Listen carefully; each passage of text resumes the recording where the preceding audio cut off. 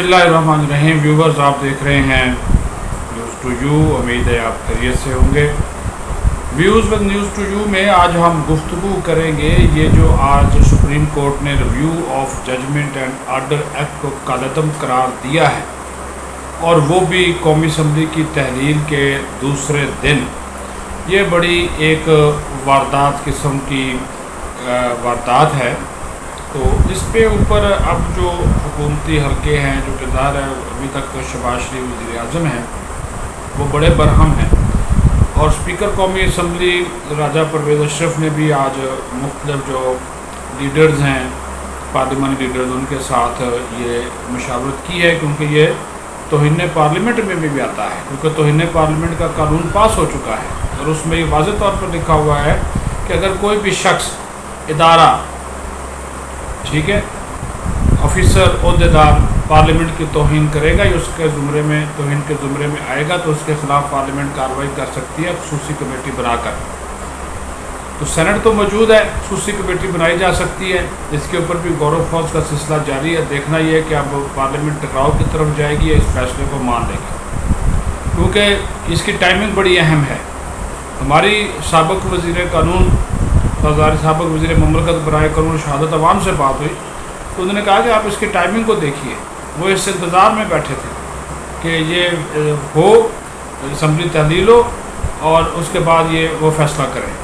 और ये 3 रुकनी बेंच का फ़ैसला है, जिसके तहत जो अपील का हक़ देने की जो तरमीम थी वो उन्होंने उड़ा के रख दी है। और ये जो कहा गया था कि अपील का हक़ दिया जाएगा, नज़र षानी की जो 184 के तहत अज़ खुद नोटिस के तहत जो फ़ैसला है उसके ख़िलाफ़ नज़र षानी। तो अभी जो साबिक़ वज़ीर कानून आज़म नज़ीर तारड़ हैं, उनका ये कहना है कि इस फैसले का नवाज शरीफ के केस के ऊपर या नवाज शरीफ की जो नाअहली है उसके ऊपर कोई फ़र्क नहीं पड़ेगा, क्योंकि वो नाअहली की मुद्दत जो 5 साल थी वो पूरी कर चुके हैं।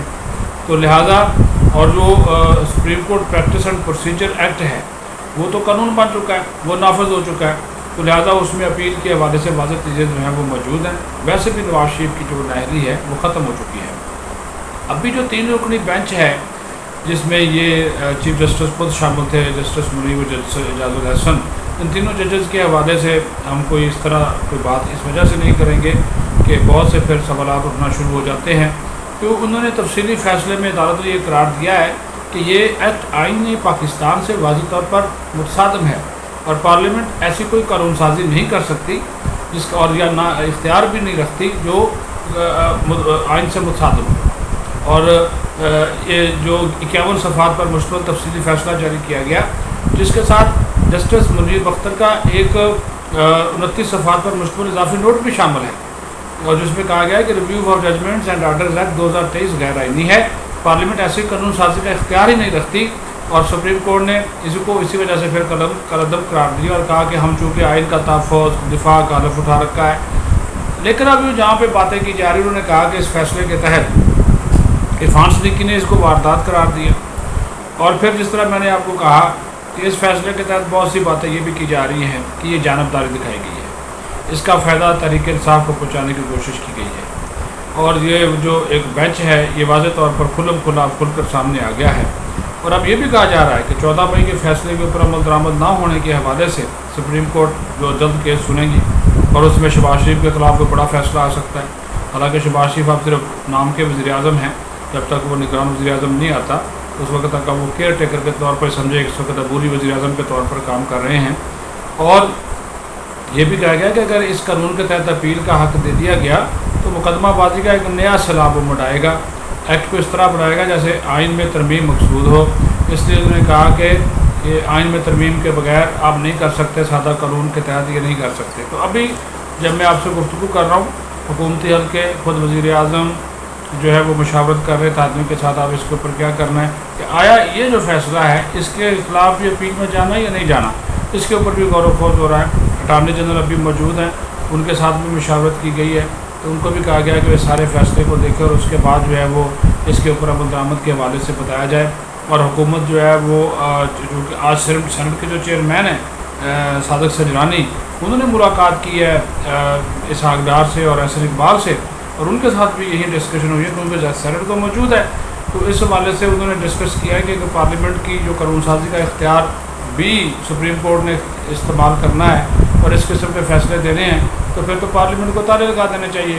تو اس کے اوپر بھی کافی غور و خوض ہوا کہ آئندہ کی جو اسٹریٹجی ہے وہ کیا ہونی چاہیے.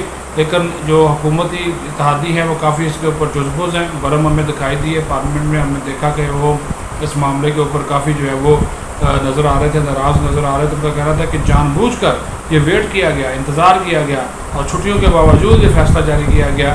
تو اس کا مطلب یہی ہے کہ یہ اس چیز کا انتظار کر رہے تھے کہ یہ حکومت جائے اور بھی یہ فیصلے اس طرح کے جاتے جاتے کریں گے، ایسے فیصلے کریں گے. یہ جانے سے پہلے جو چیف جسٹس ہے عمر طاہر بندیال کہ جو کہ اس حکومت کے لیے جو موجودہ حکومت ہے یا پی ڈی ایم ہے یا الیکشن کمیشن ہے، ان کے لیے وہ جو ہے وہ مشکلات کا باعث بن سکتے ہیں. کوئی بڑا فیصلہ آ سکتا ہے، کوئی بڑوں لوگوں کو نااہل وہ قرار دے سکتے ہیں، تو پھر ایک نیا پنڈورا باکس کھل سکتا ہے. تو یہ بھی یہ ساری چیزیں جو ہیں وہ نظر آ رہی ہے. یہ تو ایک عدم استحکام کی طرف ملک کو لے جانے کی کوشش ہے. اس کے اوپر بھی ایک سیدھی سی بات ہے کہ اگر کوئی ملک پٹری پہ چڑھا ہے، تھوڑی بہت معاشی صورتحال IMF کے قرض کی وجہ سے بہتر ہوئی ہے، تو اس کو اوپر بھی یہ شب خون مارا گیا ہے.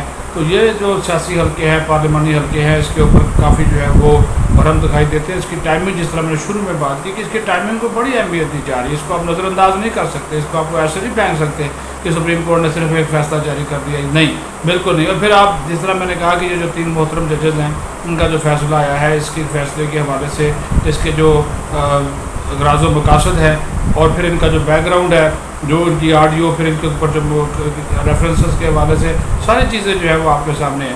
لیکن اس کے باوجود جو ہے وہ قانون سازی کا جو پارلیمنٹ کا اختیار ہے، اس کا وہ حق تو ختم نہیں کر سکتے. ہاں، اس کے اوپر بحث ہو سکتی ہے کہ یہ 184(3) کو آپ آئین میں ترمیم کے ذریعے کر سکتے تھے. نہیں، بلکہ حکومت نے تو اس کے لیے ایک نیا لے کر آ گئی. حکومت بل ہی نیا لے آئی تھی. وہ جو supreme court practice and procedure bill تھا، اس میں تو وہ نیا لے کر آ گئی تھی. اب انہوں نے جو review of judgement and order act ہے، اس کو انہوں نے کالعدم قرار دیا ہے. تو اس کا مطلب سیدھا یہی ہے کہ قانون ہی پورا جو ہے وہ کالعدم قرار دے دیا. وہ قانون بن چکا تھا، لیکن وہ اپیل کا حق، وہ 5 رکنی بینچ بننا، زیادہ ججوں کی مشاورت کے ساتھ 3 سینئر موسٹ ججوں کا وہ بینچ بنانا، اور اس کے بعد جب آئینی کوئی بھی معاملہ ہو اس کے اوپر بات کرنا، اس آئینی معاملے کے آگے لے کر جائے. یہ ساری کی ساری جو چیزیں ہیں وہ ایسی نہیں ہیں کہ جناب کو آئین سے ہٹ کر یا قانون سے بالا تر تھیں. جہاں پہ آئین خاموش ہے وہاں پہ پھر قواعد و ضوابط بھی بن جاتے ہیں، رول بھی بن جاتے ہیں، پھر قانون کو بھی دیکھا جاتا ہے. تو آئین کی روشنی میں ہی قانون سازی ہوتی ہے. ایسا تو نہیں ہوتا کہ نہیں ہوتی، لیکن ظاہر ہے اب ججز کھل کر سامنے آئے ہیں اور یہ اس بینچ کے اوپر تحفظات کا اظہار کر رہے ہیں. تو جس طرح میں نے کہا کہ جو حکومتی اتحادی ہیں، وزیر اعظم مل رہے ہیں، رابطے بھی ہوئے ہیں، نواز شریف سے بھی رابطہ کیا ہے، آصف زرداری، مولانا فضل الرحمان سے بھی کیا ہے کہ اب کیا کرنا ہے، اپیل میں جائیں نہ جائیں، کیونکہ ابھی تک تو شہباز شریف بیٹھے ہوئے ہیں. تو اگر اپیل میں جائیں تو کیا موقف اختیار کیا جائے. یہ ساری کی ساری جو ہے مشاورت ہو رہی ہے. اس تمام تر صورتحال کے تناظر میں اس فیصلے کو پھر بار بار کہہ رہا ہوں، تیسری مرتبہ کہہ رہا ہوں، اس کی ٹائمنگ دیکھیں، اسمبلیوں کی تحریر دیکھیں اور اس کا فائدہ کس کو پہنچانے کی کوشش کی گئی، اور کیا سپریم کورٹ کا یہ فیصلہ اصولوں کے اوپر یا قانون کے اوپر مبنی ہے. اس کے اوپر بھی وکلاء کی جو ہے وہ 2 رائے پائی جاتی ہے. لیکن اکثریت یہ کہتی ہے کہ اگر جس طرح پارلیمنٹ قانون سازی کا اختیار رکھتی ہے، سپریم کورٹ آئین کی تشریح کا اختیار رکھتی ہے، لیکن سپریم کورٹ کسی بھی قانون کو اس طرح کالعدم قرار جو ہے وہ نہیں دے سکتی، صرف اس کی تشریح کر سکتی ہے، کالعدم قرار جو ہے وہ نہیں دے سکتی. اپنا خیال رکھیں. بہت شکریہ.